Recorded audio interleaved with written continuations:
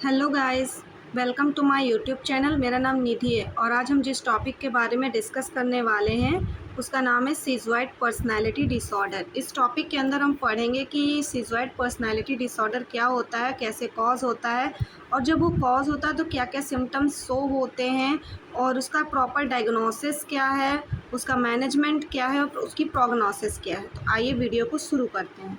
सबसे पहले हम पढ़ेंगे definition of schizoid personality disorder.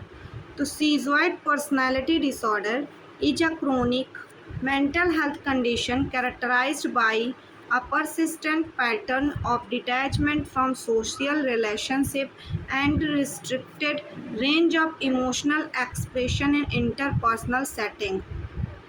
यानी सीज़ोइड पर्सनालिटी डिसऑर्डर एक तरीके की क्रोनिक मेंटल हेल्थ कंडीशन है जिसमें व्यक्ति दूसरों से पूरी दूरी बनाए रखता है, सोशल रिलेशनशिप में दिलचस्पी नहीं लेता और इमोशनल एक्सप्रेशन अपने बहुत ही कम कर देता है। ठीक है, इसमें जो पेशेंट होता है वो अकेले रहना पसंद करता है, सोशल इंटरेक्शन से बचता है, दूसरों की फीलिंग या इमोशंस में इंटरेस्ट नहीं लेता, खुद के इमोशंस को भी एक्सप्रेस करना उसे प्रॉपरली नहीं आता है या फिर वो करता नहीं है। ठीक है, नेक्स्ट हम पढ़ेंगे ये डिसऑर्डर कॉज कैसे करता है। तो इस डिसऑर्डर के कॉज होने के थ्री टाइप्स हैं। जैसे कुछ होते हैं जेनेटिक फैक्टर्स, जिसमें से अ फैमिली हिस्ट्री ऑफ सीजोफीनिया और साइजोटाइपल पर्सनालिटी डिसऑर्डर में इंक्रीज रिस्क। यानी कि अगर फैमिली में किसी को सीजोफीनिया हुआ हो तो ऐसा हो सकता है कि हो सकता है कि आने वाली पीढ़ी को या फिर पेशेंट को भी हो सकता है। यानी फैमिली में अगर किसी को सीज़ोफीनिया या पर्सनालिटी डिसऑर्डर रहा हो तो रिस्क बढ़ सकता है। ठीक है, दूसरा है न्यूरोबायोलॉजिकल फैक्टर्स। इसमें some studies suggest abnormalities of brain structure और न्यूरोट्रांसमीटर फंक्शंस। यानी कि ये ज़रूरी नहीं लेकिन ज़्यादातर न्यूरोट्रांसमीटर का बैलेंस अगर इम्पेयर हो जाए या फिर ब्रेन स्ट्रक्चर आपका अगर एबनॉर्मल हो जाए तो हमें सिज़ोइड पर्सनालिटी डिसऑर्डर कॉज हो सकता है। इन्वायरमेंटल फैक्टर्स क्या क्या हो सकते हैं कॉज होने के, जैसे चाइल्डहुड निगलेक्ट या फिर इमोशनल कोल्डनेस फॉर पेरेंट्स या फिर अर्ली ट्रॉमा में कंट्रीब्यूट। यानी कि अगर बचपन में इमोशनल निगलेक्ट हुआ हो या एब्यूज़ हुआ हो या तो डिसऑर्डर डेवलप्ड हो सकता है। क्लियर है। इसके कुछ मेन सिम्टम्स होते हैं, साइन एंड सिम्टम्स होते हैं, जैसे कि lake of desire for close relationship. जो क्लोज रिलेशनशिप है उनमें डिज़ायर्स की कमी हो जाएगी। सोलियलिटी एक्टिविटीज़ को चूजिंग करेगा patient. Little interest in sexual experience में भी जो इंटरेस्ट लेवल था उसका वो भी कम हो जाएगा।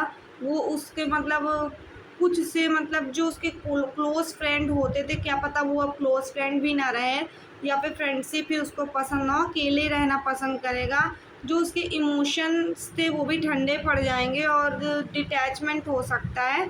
इन differences to social norms and conventions या डिफ़िकल्टी एक्सप्रेसिंग, अपने इमोशंस को शो करने में उसे प्रॉब्लम्स क्रिएट होगी। ठीक है, तो कुछ इस तरीके की, जैसे कि लोअर पर्सनालिटी, अकेले रहने का स्वभाव, ज़्यादातर टाइम अकेले होते हैं और ये पेशेंट और सोशल इवेंट्स को अवॉइड करते हैं। ठीक है, चाहे कोई उनकी तारीफ़ करे या बुराई, उन्हें ज़्यादा फ़र्क नहीं पड़ता। ठीक है, कुछ चीज़ों में खुशी महसूस नहीं करते, हॉबीज़ या एक्टिविटीज़ में भी दिलचस्पी नहीं होती इन पेशेंट्स को। यानी ये लोग रेयरली अपनी फीलिंग को एक्सप्रेस करते हैं, ना खुद की ना दूसरे की। ठीक है, उन्हें रोमांटिक, सेक्सुअल या क्लोज रिलेशनशिप में कोई रुचि नहीं होती, यहाँ तक कि व्यक्ति फैमिली से भी दूरी बना लेता है।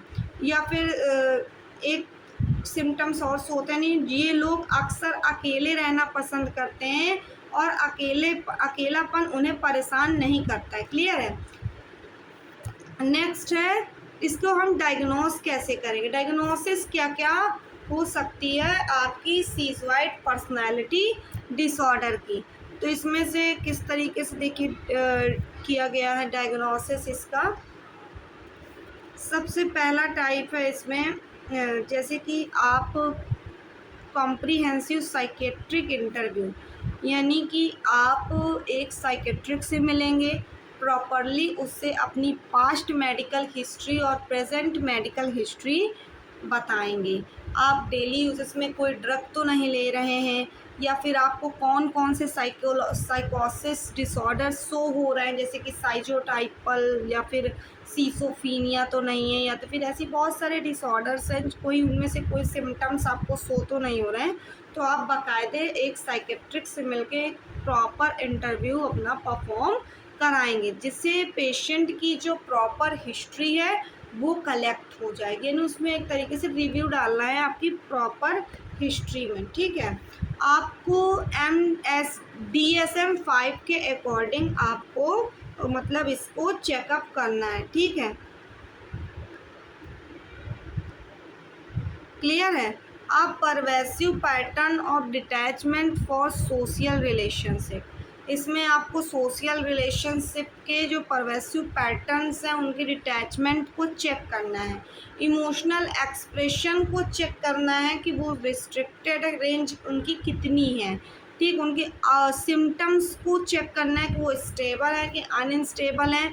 अगर स्टेबल है तो कितनी देर तक स्टेबल रहते हैं, और अगर अनस्टेबल है तो कितनी देर तक है, या फिर उसमें किसी प्रकार का सीजोफीनिया के टाइप, या फिर डिप्रेशन के टाइप, या फिर सब्सटेंस एब्यूज़ के टाइप तो नहीं है। ठीक है, ये सारी चीज़ें हम डिटेक्ट करते हैं।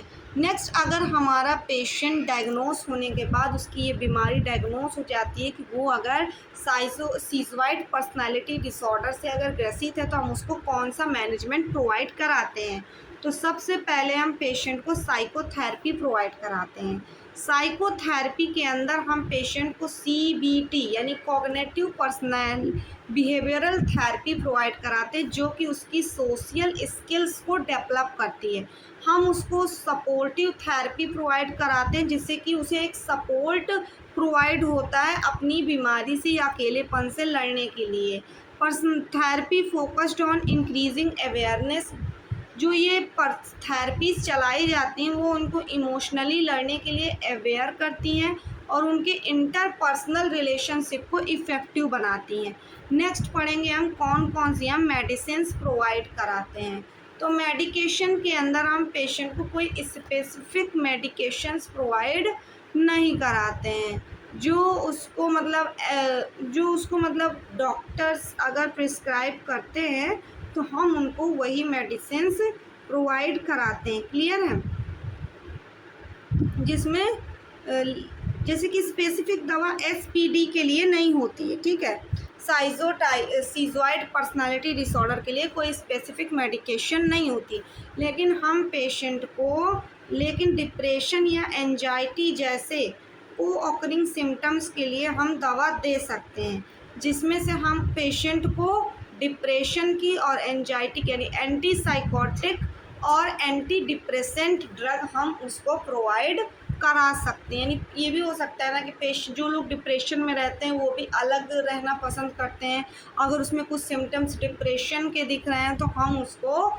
एंटी डिप्रेसेंट ड्रग, और उसकी एंजाइटी अगर उसको घबराहट के कारण अगर वो अकेले रह रहा है, लोगों से इंटरेक्ट नहीं हो रहा है, तो हम उसको एंटी साइकोटिक ड्रग प्रोवाइड कराएंगे। सोशल स्किल्स ट्रेनिंग प्रोवाइड कराएंगे, जिससे उसकी इंटरपर्सनल इंटरेक्शन जो होगी वो इम्प्रूव होने में उसको हेल्प मिलेगी। हम उसको रेगुलर मॉनिटरिंग करेंगे, जिससे कि उसके जो डिप्रेसिव सिम्टम्स हैं और उसके अदर मेंटल डिसऑर्डर्स हैं वो मतलब कि डायग्नोस होंगे, और उनका कितना ट्रीटमेंट हुआ है, जो हम ट्रीटमेंट कर रहे हैं वो कितना इफ़ेक्टिव है, ये हम ईज़िली इवेलुएट कर पाएंगे। इसलिए हम पेशेंट की प्रॉपर मॉनिटरिंग करेंगे। नेक्स्ट हम प्रोग्नोसिस क्या है हो सकती है सीज़ोइड पर्सनालिटी डिसऑर्डर की। तो प्रोग्नोसिस में हम सीज़ोइड पर्सनालिटी डिसऑर्डर जो है वो एक क्रोनिक कंडीशन है।